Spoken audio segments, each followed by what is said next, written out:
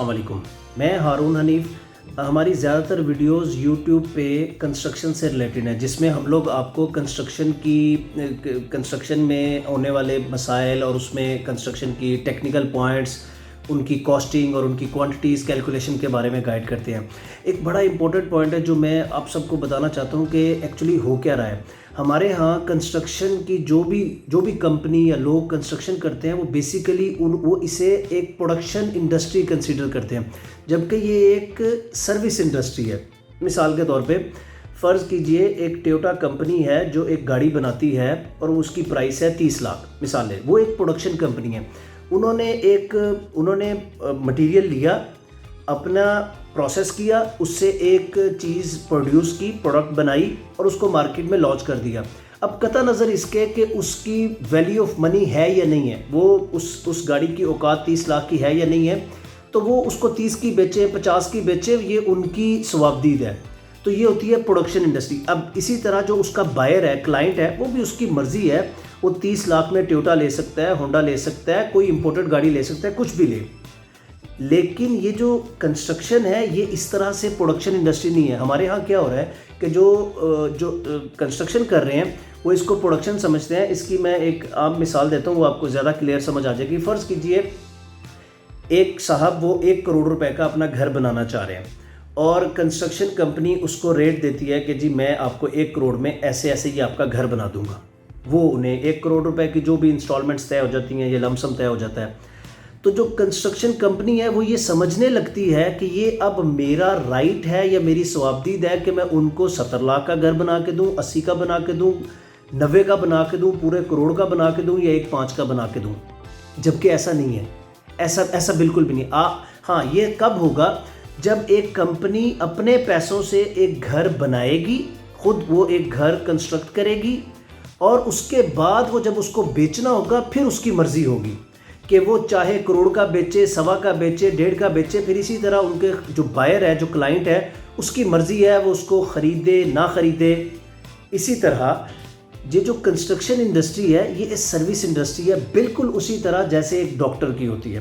मिसाल के तौर पे एक हार्ट स्पेशलिस्ट है, जब कहीं बाईपास होना होता है तो डॉक्टर ये नहीं कहता कि देखिए जी आप मुझे 20 लाख दे दें, 10 लाख दे दें, 15 लाख दे दें, 8 लाख दे दें तो आपका ये हो जाएगा। वो डेफिनेटली वो बताते हैं कि सर देखिए आप मेरी फ़ीस 10 लाख रुपया होगी, 8 लाख होगी, 5 लाख होगी। इसी तरह हर डॉक्टर की जिस तरह के उनका कैलिबर है, एक्सपीरियंस है, उनके मुताबिक उनके फ़ीसेस हैं। तो वो बताते हैं कि मेरी फ़ीस ये होगी, हॉस्पिटल रूम और हॉस्पिटल सर्विस चार्जेस ये होंगे, मेडिसिन के आपको ये कॉस्ट आएगी। तो जो पेशेंट होता है उसको पता होता है कि मेरी मेडिसिन ये लग रही है। अब मेडिसिन के अंदर भी वैरायटीज़ हैं, आप अमेरिकन मेडिसिन यूज़ करें, जर्मन करें, कुछ भी करें, एक एग्जांपल दे रहा हूँ। तो इसी तरह आप हॉस्पिटल में आप वार्ड यूज़ कर सकते हैं, प्राइवेट रूम ले सकते हैं आप। आजकल तो 5 स्टार्स की तरह काफ़ी ज़्यादा ऑप्शंस आ जाती हैं, लेकिन जो बंदा जिस रूम को अफोर्ड करता है वो उसको ले सकता है। फिर डॉक्टर भी आप अपनी मर्ज़ी से हायर कर सकते हैं, आपका दिल करे 8 लाख वाला लें, 10 लाख वाला लें। बिल्कुल इसी तरह कंस्ट्रक्शन एक सर्विस इंडस्ट्री है जिसके अंदर 3 कंपोनेंट यूज़ होते हैं, मटेरियल, लेबर और सुपरविजन। यानी कि जो मटेरियल, फ़र्ज़ कीजिए आपका 1 करोड़ में घर बनना है, उसमें 70 लाख रुपए का मटेरियल है, 20 लाख रुपए की उसमें लेबर है और 10 लाख रुपए सुपरविजन है। यानी अगर जो इसमें होना ये चाहिए कि जो बिल्डर है वो आपको क्लियरली बताए कि सर ये 70 लाख की इस क्वालिटी की, इस ब्रांड की, इस प्राइस रेंज की आपको मैं मटेरियल और चीज़ें यूज़ करूँगा और इस क्वालिटी की लेबर यूज़ होगी जिसके ये 20 रुपये हैं, और चूँकि मैं आपको ये सर्विस दे रहा हूँ तो मेरे सर्विस चार्जेस ये 10 रुपये हैं। अच्छा, अब अगले साहब का 100 रुपये का बजट नहीं है, फ़र्ज़ कर लीजिए, और वो कहता है जी मुझे तो आप ऐसा कीजिए कि 80 लाख में ये चीज़ बना के दीजिए। तो फिर आप क्या करेंगे, आप वो जो मटेरियल है फिर आप उसमें गाइड करेंगे कि देखिए अच्छा अब आप ये नहीं, आप ऐसा कीजिए 70 लाख की बजाय 60 लाख का, 50 लाख का मटेरियल यूज़ कर लें, और अगर वो चाहें तो अपनी सुपरविजन में से भी डिस्काउंट दे सकते हैं।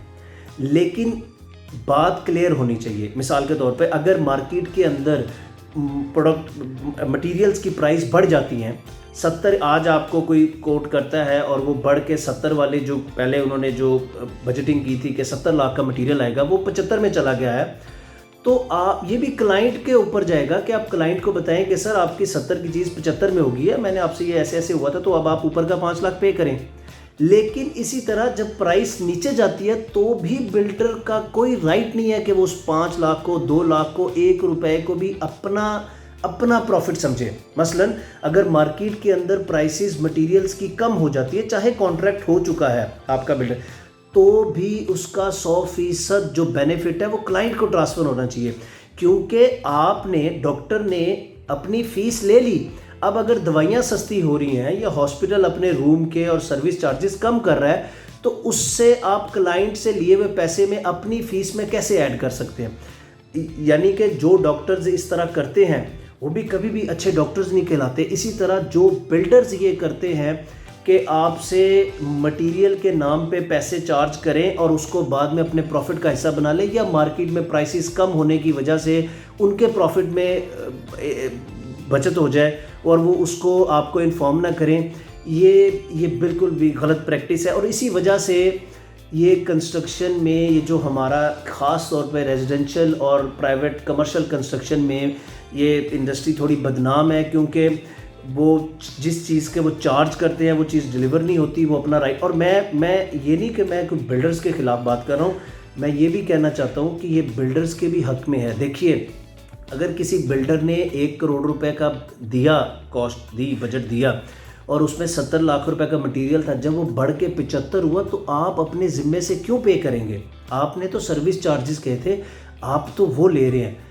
आप फिर क्लाइंट को इन्फॉर्म करें कि देखिए, जो मैंने क्वालिटी आपसे तय की थी, गवर्नमेंट पॉलिसी की वजह से, मार्केट की डिमांड सप्लाई की वजह से, व्हाट्सएवर कोई भी रीज़न हो सकती है, मटेरियल की कॉस्ट अब 70 की बजाय 75 की आएगी, आपको ये 5 लाख रुपए पे करना होगा।